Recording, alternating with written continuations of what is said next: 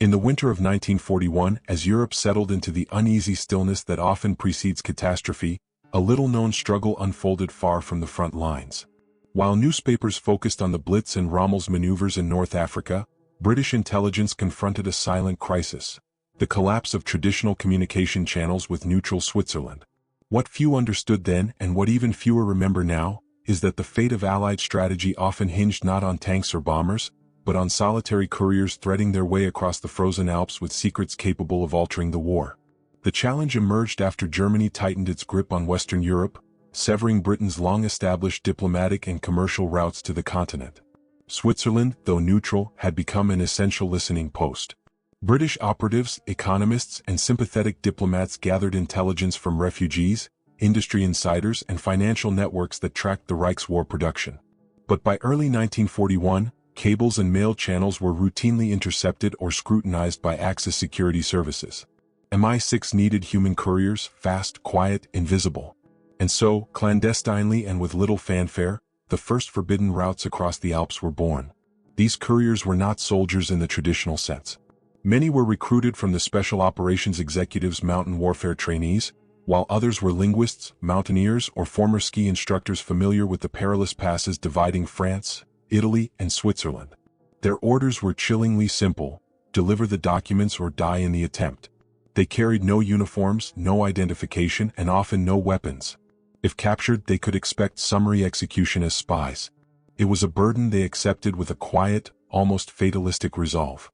One early route stretched from Geneva to the French border near Chamonix, threading through the shadowed slopes of the Col de Baume. Couriers traveled mostly at night, their crampons biting into crusted snow, guided by faint lanterns left for them by local sympathizers. German and Vichy patrols roamed the lower valleys, tightening their dragnet as rumors spread of British ghosts moving through the mountains. In one MI6 briefing note dated February 1941, an analyst wrote, "The Alps may yet serve as our last remaining artery into Central Europe. Its pulse must be protected at all costs." Among the early couriers was a man known only by his code name, Hawthorne.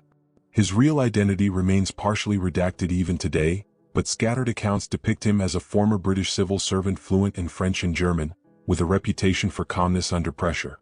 Hawthorne's mission on March 12, 1941, was to transport financial intelligence, details of covert German gold transfers allegedly funneled through Swiss intermediaries. If confirmed, this information would help Britain predict Germany's industrial surges months in advance. He departed Geneva at dusk, accompanied for part of the journey by a local guide from the Haute-Savoie resistance. Beyond the Trieline, Hawthorne continued alone, moving upward into heavy cloud cover. His final radio message from a safe house in Argentière read simply, "Crossing tonight.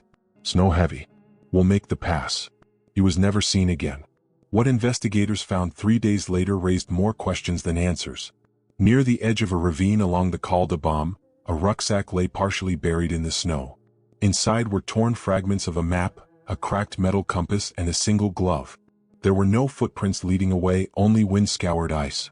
A team of French mountaineers swept the area, but the storm that hit the mountains that night had erased all trace of what truly happened.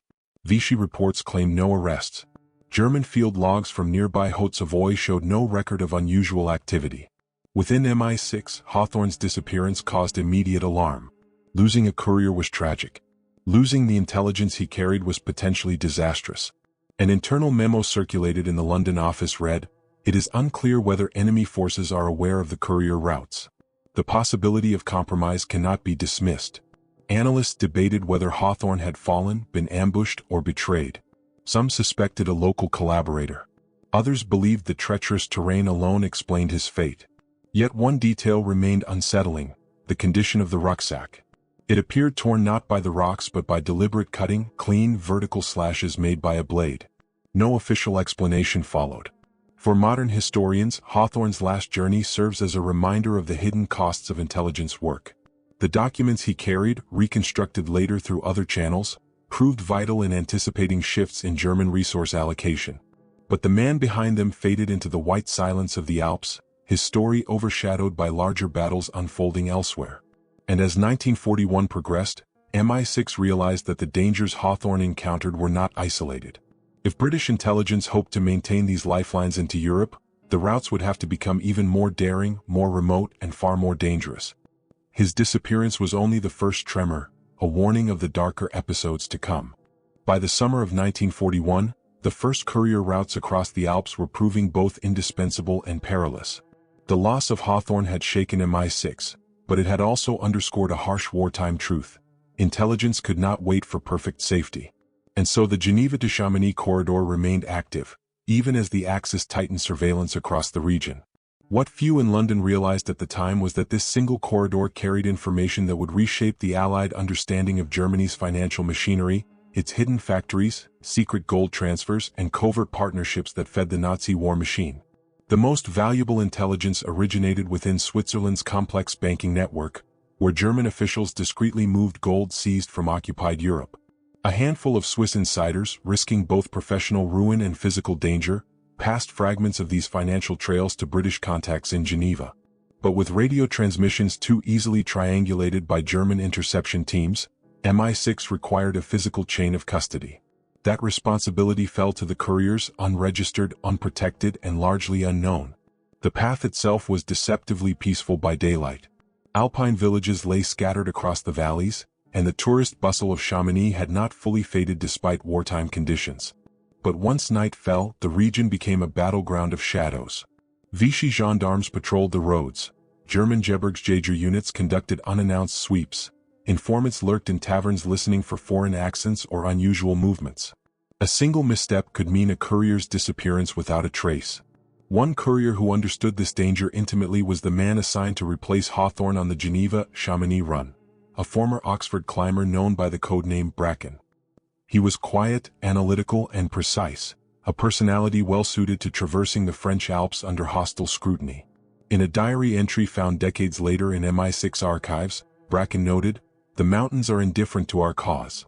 They swallow men with the same ease as armies."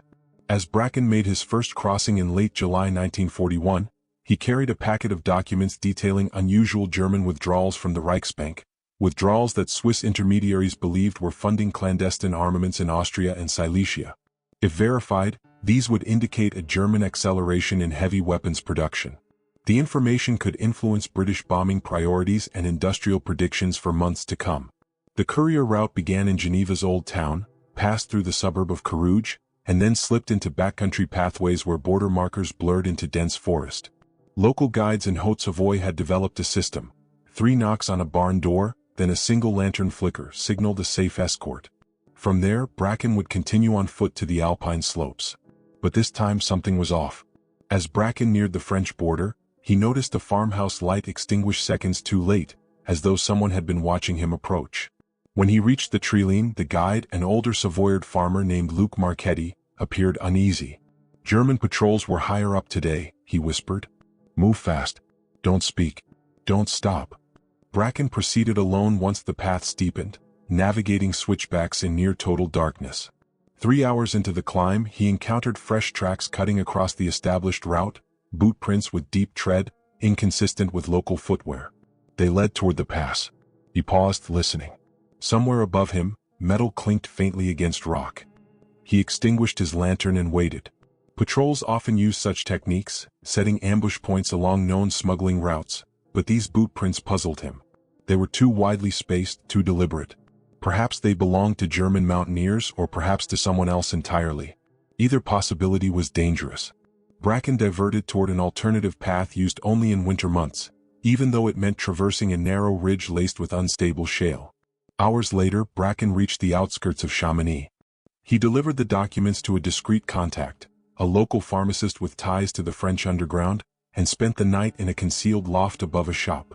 By morning, German patrols were moving through the village asking questions about a man, matching a foreign description. Someone had tipped them off.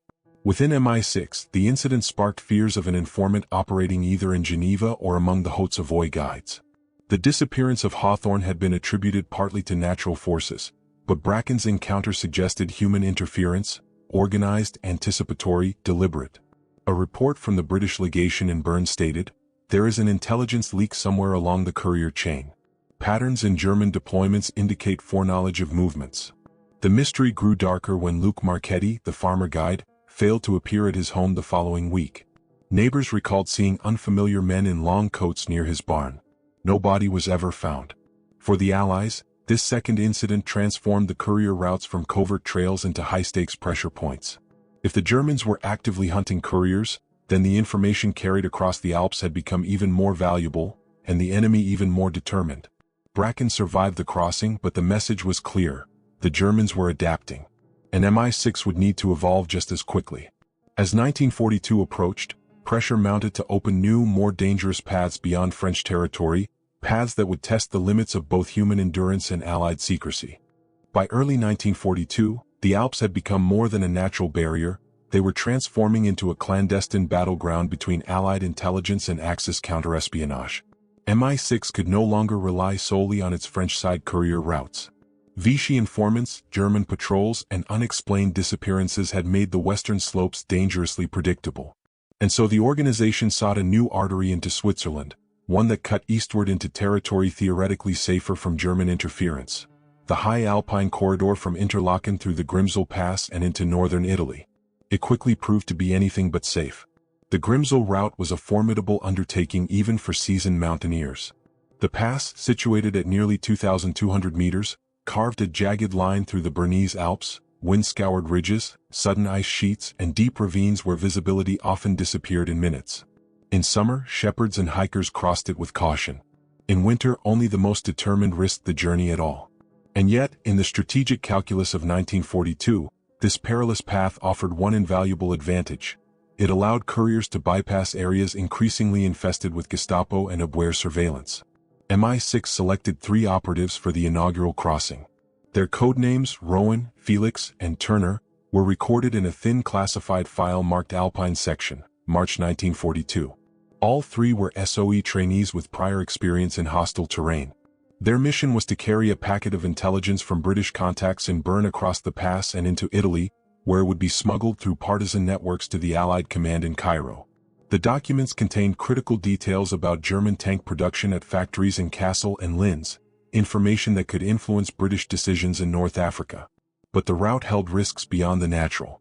Italian Alpine troops, the Alpini, famed for their mountain warfare skills, patrolled segments of the border, wary of infiltrators and foreign agents. While Italy was still an Axis partner, its border policy in the Alps was complex and often unpredictable. Some Alpini officers quietly tolerated small-scale smuggling and even assisted downed Allied pilots. Others adhered strictly to orders from Rome, and those orders increasingly prioritized rooting out espionage. On the morning of March 18, 1942, Rowan, Felix, and Turner began their climb from the lakeside town of Brienz. Records show they carried minimal gear: ice axes, 2 coil ropes, a single lantern, compact rations, and the most important cargo, waterproof cylinders containing the intelligence. They traveled in radio silence. Even a brief transmission could be intercepted by German triangulation stations positioned in southern Germany. By nightfall, they reached the halfway point, a narrow ledge overlooking the turquoise Grimsel Lake, now frozen solid under winter ice. According to Rowan's later debriefing, visibility had deteriorated rapidly. Heavy snowfall forced them to dig a temporary shelter beneath an overhang, where they waited until the winds subsided. Felix, ever the optimist, recorded in his pocket notebook, "Mountains rumble like old artillery. One misstep and we'll follow Hawthorne into the dark." At dawn, they resumed the ascent, unaware that movements on the Italian side were converging toward the very ridge they needed to cross. Unbeknownst to MI6, German intelligence had provided Italian authorities with a vague warning. Foreign agents were expected to attempt passage somewhere along the Bernina, Gotthard, or Grimsel sectors. The Italians increased patrols, placing small squads of Alpini at high-altitude checkpoints. The morning Rowan's team made their final approach. An Italian patrol of 5 men began sweeping the same corridor from the opposite direction. What happened next remains one of the most debated incidents in MI6's Alpine archives. Around midday, Turner spotted figures moving along a parallel slope, 5 silhouettes, spaced in a tactical formation. The British team dropped flat against the snow.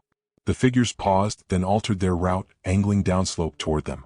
The couriers were compromised. The confrontation was sudden and chaotic.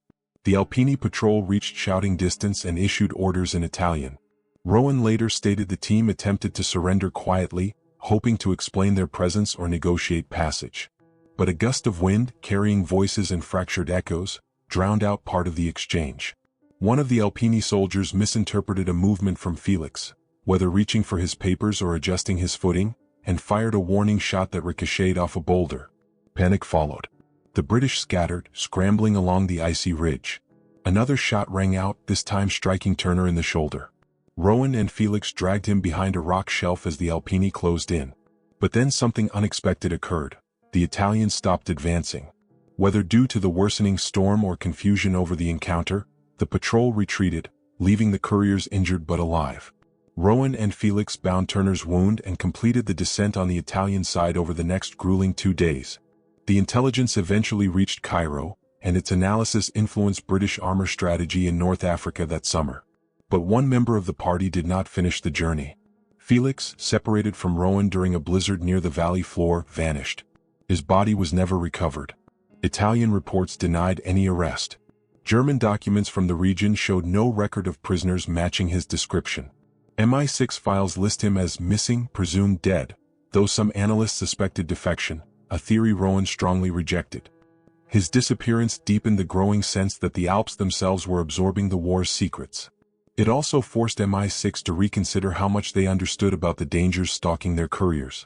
The next routes, those that wound through the resistance networks of Savoy and the Aosta Valley, would reveal even more unsettling mysteries. By late 1942, the Alps had become a labyrinth of secrets, a place where borderlines blurred, loyalties shifted, and messages carried in the folds of a coat could determine the fate of entire campaigns. After the near-disastrous Grimsel operation, MI6 recognized that the eastern routes were becoming increasingly unstable. German and Italian patrols were tightening their nets, and unpredictable encounters made every crossing a gamble. To maintain a viable lifeline, British intelligence turned to an intricate web of resistance contacts on the western slopes, networks that thrived not in open mountain passes, but in the forested valleys and isolated hamlets of Savoy and the Aosta region. These were communities well versed in secrecy, accustomed to prying eyes, and bound by shared resentment toward occupying forces. The French maquisards of Savoy, hardened by months of clandestine operations, quickly proved indispensable. Their familiarity with wooded trails, shepherd tracks, and abandoned fortifications allowed MI6 couriers to bypass heavily monitored roads. In the Aosta Valley, Italian partisans, many of them former soldiers disillusioned with Mussolini's faltering promises, offered parallel assistance, creating a tenuous but vital thread of cooperation across the two regions. Yet the complexity of these networks brought new risks. Every courier had to navigate not just enemy patrols, but rival resistance factions, unknown collaborators, and the ever-present possibility of betrayal. One of MI6's most enigmatic couriers emerged during this period, a figure known only as the Miller. No complete record of his identity survives. Some claimed he was a French mountaineer whose family ran a grain mill near Bourg Saint-Maurice. Others argued he was an Italian linguist with ties to the Turin underground. What is undisputed is his effectiveness. Between November 1942 and April 1943, the Miller successfully escorted more than a dozen intelligence packets through the mountain corridor connecting the Tarentaise Valley to Aosta. These packets included decrypted Enigma excerpts, data so valuable that they were often hand-carried instead of transmitted electronically to reduce interception risk. The Miller's methods were unorthodox. He rarely used the same path twice. He timed his crossings to coincide with weather patterns that grounded Luftwaffe reconnaissance planes. He traveled without lanterns, relying on a keen sense of terrain that astonished even veteran guides. In one report from the British mission in Bern, an officer wrote, "He moves through the mountains as though following an invisible map. No track is visible to the rest of us." Such praise only added to his mystique. But the increased efficiency of these routes came with heightened danger. After Germany launched Operation Anton in November 1942, occupying Vichy France outright, the Wehrmacht and Gestapo expanded into areas previously viewed as relatively safe. The maquisards found themselves hunted, the Aosta partisans faced new restrictions, and MI6 couriers struggled to predict which valleys were safe and which were traps. German Gebirgsjäger units, trained specifically for mountain warfare, began sweeping the border with calculated precision. In January 1943, during one such sweep, a Maquis safehouse near Saint-Gervais was raided. Documents recovered from the site mentioned an upcoming courier transfer, and German patrols shifted their focus toward the Col du Bonhomme. What followed remains one of the most perplexing episodes of the Alpine routes. The miller was scheduled to meet a British courier, codenamed Larch, near the abandoned Fort Dutroux. Larch carried fragments of Enigma decrypts related to German troop movements in southeastern France, intelligence crucial to understanding potential Axis countermeasures in the Mediterranean. According to Larch's later account, the rendezvous began without incident. A gust of wind, the rustle of pine needles, and then the miller emerging from the treeline with his usual calm demeanor. Minutes later, distant shouts echoed from the valley below. German patrols were closing in. The miller led Larch through a concealed trail carved between granite outcrops, forcing the two couriers to scramble over sharp ridges under threatening cloud cover. Larch would later describe the miller's movements as both effortless and urgent, as if he understood precisely how much time remained before the patrol would crest the ridge. Then, unexpectedly, they reached a fork in the terrain, one path descending into dense forest, the other climbing toward an exposed slope. The miller instructed Larch to take the forest trail. Larch hesitated, concerned for the miller's safety, but the reply was terse. "Your papers must reach Aosta. I'll draw them off." He turned toward the exposed slope, and walked directly into worsening visibility. Larch followed the assigned route and narrowly escaped detection, eventually delivering the decrypts to a partisan safehouse. But the miller did not return. 2 days later, local shepherds reported hearing gunfire in the mountains. A week after that, an abandoned satchel was found near a cliff edge, a satchel confirmed to contain part of the escort's navigation kit. No body was recovered. German records from that week list no captures or engagements in the area. Italian reports likewise show no detentions. The miller had vanished as completely as he had lived, in silence, leaving only questions. Historians have debated his fate for decades. Some believe he fell during the storm, others that he was captured and executed without documentation. A few suggest he escaped the net entirely and continued working under a new identity. But without records, no definitive answer has ever surfaced. What his disappearance made brutally clear was that even the most skilled couriers were no longer untouchable. The Alps were tightening around the resistance networks, and MI6 would now need to push its operations into terrain even more unforgiving. The next route, the fifth and most treacherous, would test the limits of both human endurance and Allied secrecy like nothing before. By early 1944, the war in Europe was accelerating toward a decisive and violent tipping point. The Allies were preparing for massive offensives in both Italy and France, and intelligence from the Alps had become more crucial than ever. The fall of the miller, combined with rising German pressure across Savoy and Aosta, forced MI6 to seek a new route, one that avoided the increasingly compromised valleys and instead climbed into some of the most forbidding terrain in the entire mountain range. This became the fifth path, a freezing, wind-scoured corridor across the Bernina Range, linking the Swiss Engadin Valley with northern Italy. It was a route so harsh that even experienced mountaineers considered it a last resort. Unlike the earlier routes, which relied heavily on resistance networks, the Bernina path demanded couriers who could survive in near-Arctic conditions. The terrain rose to altitudes above 3,000 meters, where avalanches could strike without warning and temperatures dropped to lethal levels overnight. The passes were lined with crevasses and hidden ice shelves. Yet MI6 had no choice. German surveillance of the lower valleys was becoming suffocating, and Luftwaffe reconnaissance flights increasingly spotted unusual crossings. If the Allies wanted to smuggle intelligence southward, to partisans in northern Italy and onward to Allied planners preparing Operation Dragoon, they would have to scale the Bernina.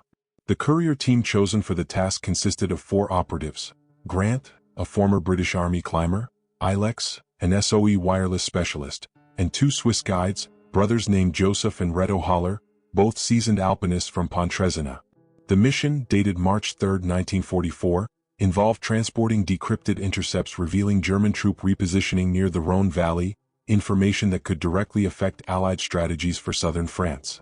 But the documents also warned of an alarming trend: increased German fortification of mountain passes, indicating that the Reich anticipated Allied use of the Alps for covert operations. Speed was essential, surprise even more so. The ascent began before dawn. Grant later recorded in a field notebook, "No sound but our own breath." The peaks ahead looked like black teeth in a frozen jaw. Snowfall was intermittent, but the ice underfoot made every step slow and deliberate. The team carried minimal equipment: ice axes, crampons, rope coils, and insulated cylinders containing the intelligence. Food was rationed carefully, as the journey was expected to take 3 days with no reliable shelters along the way. The first day passed without incident. By nightfall, they reached a shallow depression sheltered from the wind. Joseph Haller used a collapsible stove to melt snow for water. Ilex relayed a brief coded update to an SOE outpost in Zurich, a risky transmission, but the only means of confirming they were still alive. German radio intercept logs later revealed that a Luftwaffe unit picked up anomalous signals that evening but failed to triangulate the location due to the surrounding granite walls. The real danger began on the second day. As the group reached the Diavolezza Ridge, a storm rolled in from the west, burying the trail under fresh snow and wiping out visibility. The wind howled across the ice plateaus, threatening to collapse their tents. At one point, Reto slipped on a concealed ice shelf and nearly plunged into a crevasse before Grant caught him with a lifeline. They pressed on, oriented only by compass bearings and faint outlines of the ridge. Then, halfway across the ridge, Grant noticed something impossible to ignore: boot prints. Fresh ones. They were not the team's. They were large, deep, and arranged in a formation that suggested military movement. Someone else, either German Gebirgsjäger or Italian patrols, had crossed the ridge only hours before. Yet the route was so punishing, so exposed, that no patrol was expected to operate here. The discovery rattled the couriers. If the enemy was scouting this corridor, the last supposedly untouched path was compromised. By late afternoon, the storm intensified, and they took shelter behind an outcrop. That evening, as they descended toward the Italian side of the pass, Ilex spotted flickers of light on a far slope, faint glimmers as if reflected off metal. He froze. Reto whispered, "Binoculars. Someone is watching." Grant ordered the team to extinguish their lanterns. They continued the descent in total darkness. On the third day, exhaustion began to take its toll. Joseph Haller, the stronger of the brothers, encouraged the others while cutting steps into the ice with rhythmic, methodical swings of his axe. But as they reached a narrow shelf overlooking the Poschiavo Valley, disaster struck. A thunderous crack echoed across the ridge, and an avalanche roared down the slope behind them. The team dove against the mountainside as snow and ice cascaded past, shaking the ridge beneath their feet. When the roar subsided, one man was missing. Ilex had been swept toward the edge. His rope, frayed by sharp ice, hung against the cliff. The team shouted his name, but there was no answer. They searched cautiously for nearly an hour, calling, probing the snow, scanning the valley below. Nothing. Avalanches were common on the Bernina. But the timing, so close to the mysterious light seen the previous night, would later spark debates within MI6. Some believed the avalanche was natural. Others suspected deliberate triggering by enemy patrols using explosives or artillery from the valley floor.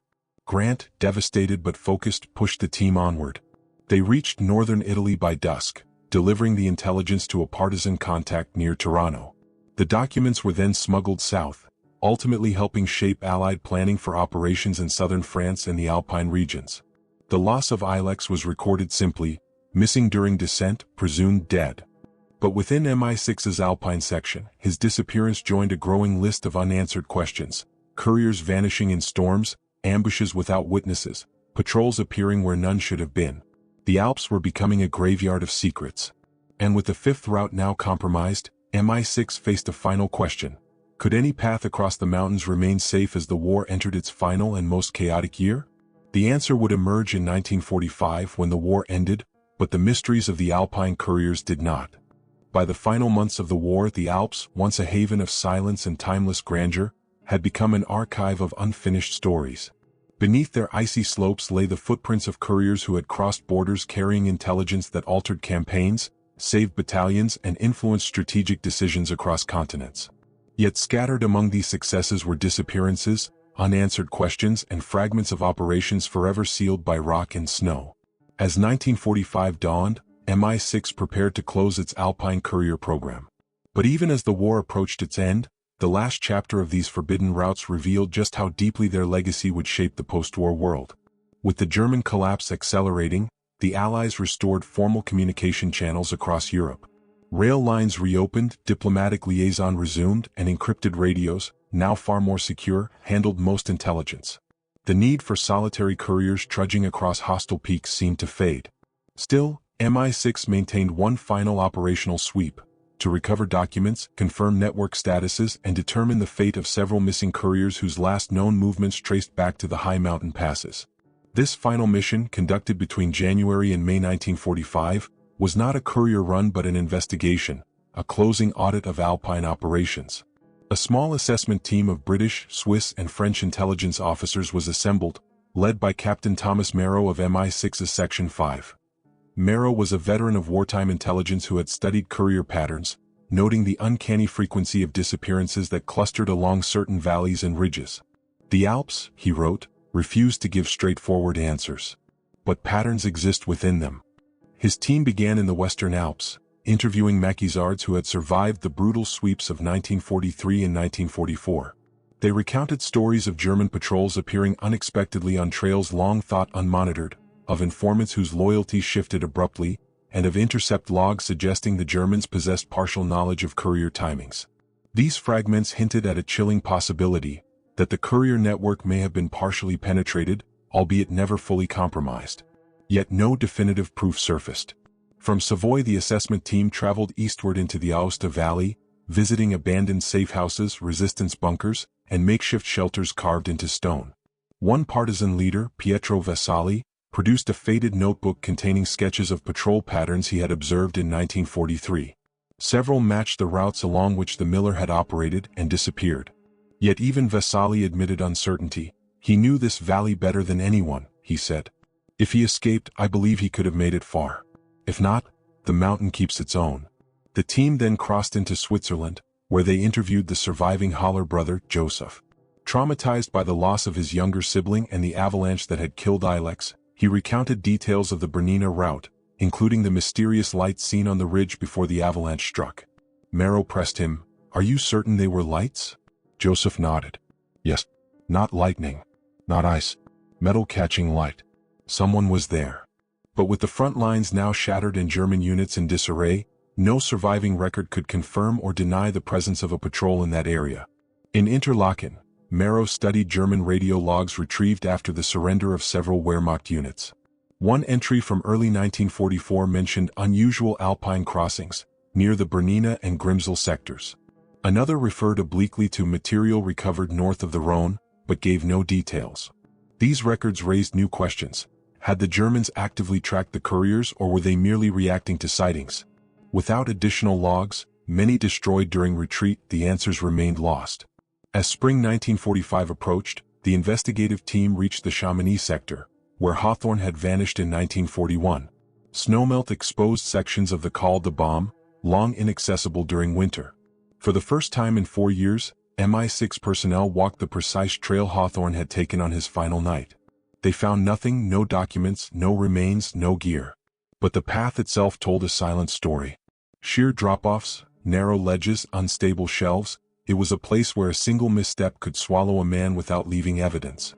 Merrow wrote in his report, "The mountain's silence today speaks more strongly than any patrol log. It is entirely plausible that Hawthorne fell. It is equally plausible he did not." Yet the assessment team did make one discovery. Near a cluster of weathered boulders, a rusted clasp from a satchel was found, consistent with British-issued Courier equipment from 1941 to 42. But whether it belonged to Hawthorne or another courier was impossible to say. It was an artifact without a story, and like so many elements of the Alpine routes, its significance lay not in what it revealed but in what it failed to explain. When the assessment concluded in May 1945, Merrow filed a final summary to MI6 headquarters. "The Alpine Courier operations," he wrote, "succeeded beyond expectation in enabling intelligence flow under impossible circumstances. But the fate of several operatives remains unresolved. It is unlikely that definitive answers will ever be retrieved. With the war officially over, the Courier networks dissolved. The resistance fighters returned to farms and villages. The MI6 safe houses shuttered. The mountains, emptied of wartime shadows, returned to their quiet rhythms. But the mysteries remained. Local guides still spoke of unexplained tracks appearing after storms, of distant lights seen on ridges long abandoned by patrols, and of the occasional discovery of rusted fragments of British gear. None offered closure. All added to the legend. Today, the 5 forbidden Courier paths stand not only as feats of wartime endurance, but as reminders of the hidden, fragile lifelines that shaped the Allied victory. They remain scarred by unanswered questions, stories buried under snow and time. And though the war ended, the Alps kept their secrets, leaving historians to wonder which stories were lost, and which still wait to be found.